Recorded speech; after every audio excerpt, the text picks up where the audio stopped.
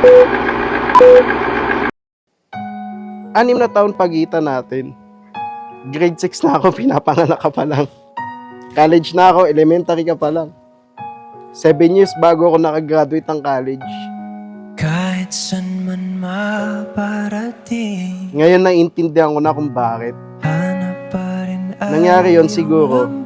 Nasa maling timeline ako. At kahit anong Alam ni Lord na kung gagraduate ako sa tamang panahon, sa'yo pa rin uuwi. hindi magkukus yung landas natin sa PGI. Dati humiling lang ako na babaeng magmamahal sa akin. Binigay niya package deal. Palagi Maganda, mapagmahal, maalaga, matalino. Sarap magluto. Business-minded. Sino ba naman ako para tanggihan yung blessings ni Lord? Year 2018, nung nagkakilala kami sa work, sa Perception Gaming.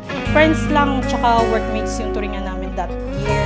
Doon kami nag-start, mga late ng 2019, parehas kaming single.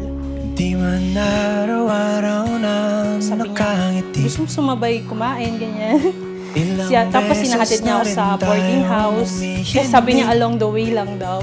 Pero nung na-try ko na simula office, pauwi sa kanila, hindi naman pala. Sinasadya niya yung place. Away ba't di natin di na namamalayan? Ayun nga yung iconic funny things. Hindi ko rin may paliwanag. Basta tayo. isang umaga nagising na lang ako. Ngunit sa Sabi ko na lang na siya na yung gusto kong pakasalan. palagi Hindi ko rin mapaliwanag. Nakamdaman ko yun. babalik pa rin sa yakap mo hanggang sa huli. Yun yung moment na yun na sigurado na ako.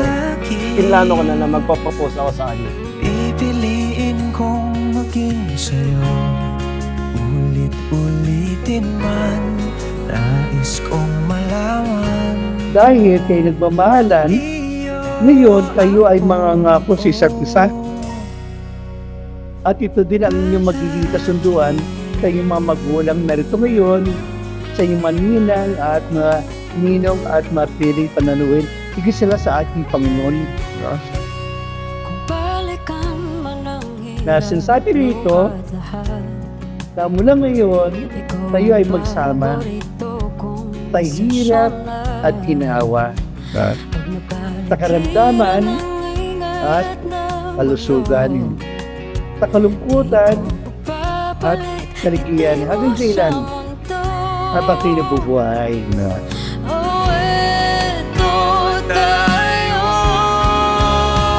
Sa huli, palagi babalik pa rin sa yakap mo.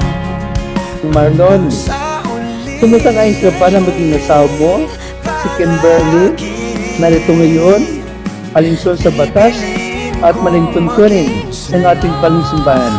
Opo, Padre. May puso bang pagkakalog mo sa Kanya ng iyong sarili bilang kanyang may bahay? Opo, Padre. Nakalakang bang balikatin sa piling niya ang pananagutan ng buhay masawa? Opo, Padre. sa pagdating ng ating pilak at ginto, Sa pamagitan ng takunig na kasal, kay Peggy-Sawin, tapos kayo nabubuhay.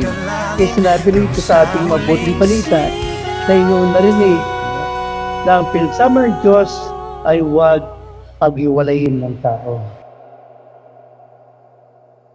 Hi, Mrs. Marquez. Gusto naman yun. Pero bago lahat, gusto mo na kitang batiin ng happy 5th anniversary. Kasi ito na yung huling beses na babatiin kita bilang girlfriend. Kasi magsisimula na ulit tayo ng bagong kabanata ng buhay natin. Thank you dahil ikaw ay naging security at peace of mind ko. Thanks sa respeto mo sa akin at sa relasyon natin. Sa lahat ng sacrifices mo para sa ating dalawa, sa suporta mo, sa walang sawang pagsama sa mga bagay na nagpapasaya sa akin. From this day forward, I am your home, your safe, and your forever. I love you always and until death do us part. Mrs. Marquez, nangangako akong mamahalin, papasahin, paprotektahan, to be a good provider para sa magiging anak natin. Susuportahan kita sa lahat ng pagsubok na dadating sa buhay na ikaw at ikaw ang pipiliin ko sa araw-araw hanggang sa uli kong hinga. Ikakasal na ako!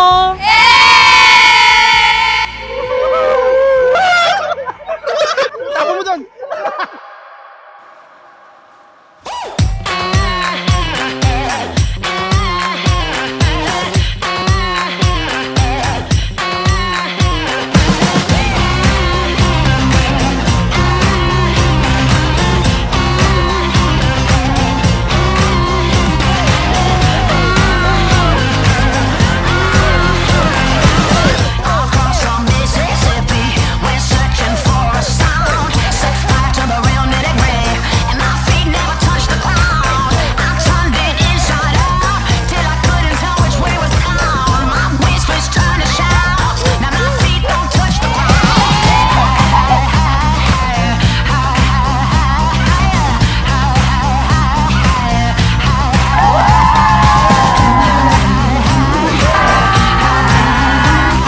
May this silver jewelry bring timeless elegance and sparkle to your life, just as you bring warmth and joy to everyone around you. Wishing you all the beauty and grace. I love you.